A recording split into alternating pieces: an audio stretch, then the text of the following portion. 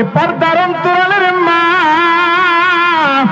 আজকে আমি মুজাহিদুল ইসলাম এই যে চেয়ারটার মধ্যে বসলাম, এটা আমার নিজের কোনো ক্রেডিট না, এটা হচ্ছে আমার গর্ভধারিণী মায়ের দোয়া। মায়ের দোয়া লও হে মুমিন, মায়ের দোয়া লও, মায়ের দোয়া লও হে মুমিন, মায়ের দোয়া লও। বিপদে পড়বে না তুমি যখন যেথায় যাও, বিপদে পড়বে না তুমি যখন যেথায় যাও। মায়ের দোয়া লও হে মুমিন, মায়ের দোয়া লও, মায়ের দোয়া লও হে মুমিন, মায়ের দোয়া লও। একটি গেলাস পানির ফলে বাইজিদের কুলে তুলে, আল্লাহু আকবার বলেন না। একটি গেলাস পানির ফলে বাইজিদের কুলে তুলে, হাত তুলে মা বলেন বাইজিদ কে বলি বানাও, হাত তুলে মা বলেন বাইজিদ কে বলি বানাও।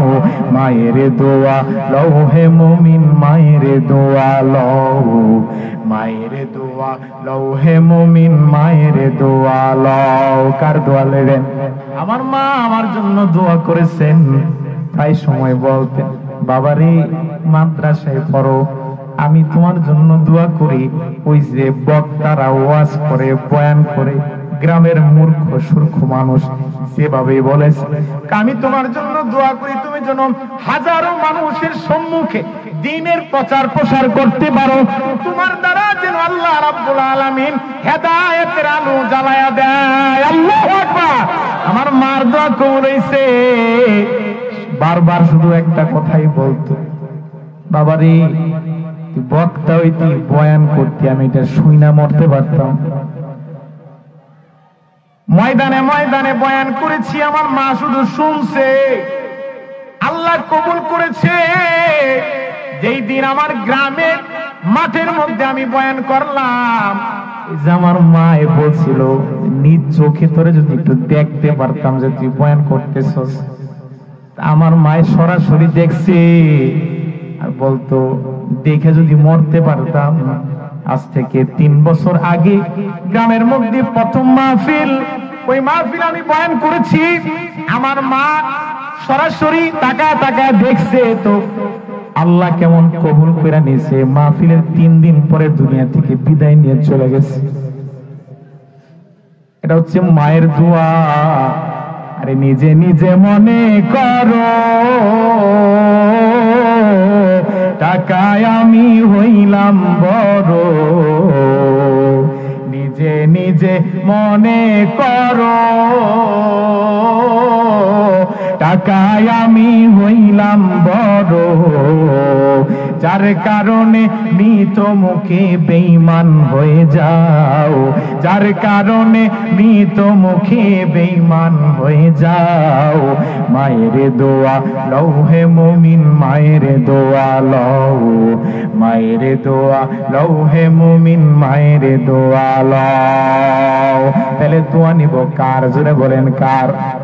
এই যে আব্দুল কাদের জিলানী রহমাতুল্লাহ আলাইহি, বয়স যখন 6 থেকে 7 বছর, ছোট্ট মানুষ। আব্দুল কাদের জিলানীর মা মাদ্রাসায় সকালবেলা মক্তবে লয়ে গেছে ভর্তি করানোর জন্য।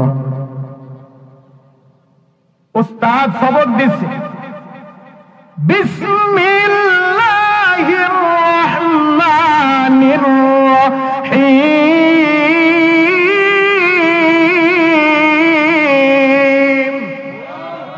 উস্তাদে সবক দিছে, বলো বাবা বিসমিল্লাহির রহমানির রহিম। আব্দুল কাদের জিলানী রহমাতুল্লাহ আলাইহি বয়স কত? মাত্র 6 থেকে 7 বছর। উস্তাদ সবক দিছে সবে মাত্র বিসমিল্লাহির রহমানির রহিম। শুধু বিসমিল্লাহ পড়ে নাই, হাকিম উম্মাত আশরাফ আলী থানভী রহমাতুল্লাহ আলাইহি কিতাবে লেখেন, উস্তাদ যখন সবক দিছে বিসমিল্লাহ, আব্দুল কাদের জিলানী বিসমিল্লাহির রহমানির রহিম বইলা 15 থেকে 18 পারা কুরআন শরীফ মুখস্থ শোনায়া দিছে। সুবহানাল্লাহ। উস্তাদ অবাক হয়ে গেছে, কি ব্যাপার কি ব্যাপার? ওর মাই তো বইলা গেছে জীবনে মাদ্রাসা তো দূরের কথা, মাদ্রাসা বারান্দা দিয়াও কখনো আসে নাই। এই বাচ্চাটা আমারে কিভাবে, এটা কিভাবে সম্ভব? বিসমিল্লাহ পড়া, শুধু বিসমিল্লাহ পড়াই থাইমা থাকে নাই, 15 থেকে 18 মুখস্থ শোনায়া দিছে। উস্তাদ খবর দিছে আব্দুল কাদের জিলানীর মাকে।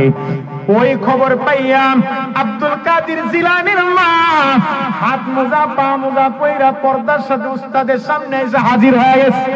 জিজ্ঞেস করে, উস্তাদ ব্যাপার কি? কিছুক্ষণ আগে তো বাচ্চারা মাদ্রাসায় ভর্তি করে দিয়ে আমি বাড়ি পর্যন্ত গেলাম, যাইয়া পৌঁছাইতে পারি না, এর মধ্যে আপনি আমারে খবর দিলেন, ব্যাপারটা কি? উস্তাদ ডাক দিয়া বলে, কি ব্যাপার? আপনি আমার লগে ফাইজলামি করেন নাকি? আপনি বলছেন এই বাচ্চা মাদ্রাসা তো দূরের কথা, মাদ্রাসার বারান্দা দিয়েও জীবনে কখনো যায় নাই। ওরে দেখে তো তেমন হয় না, আমার কাছে সন্দেহ হইতেছে অন্য মাদ্রাসা থেকে পড়ায়া এরপর আমার এনে আনছে। কারণটা কি? কারণ দেখলাম বিসমিল্লাহ পড়াইলাম, সবক দিলাম, বিসমিল্লাহ পড়ে নাই, 15 থেকে 18 পারা কোরআন শরীফ মুখস্থ শোনায়া দিছে। মায়ে কয়, উস্তাদ এটার কেরামতি নাকি জানেন নাকি?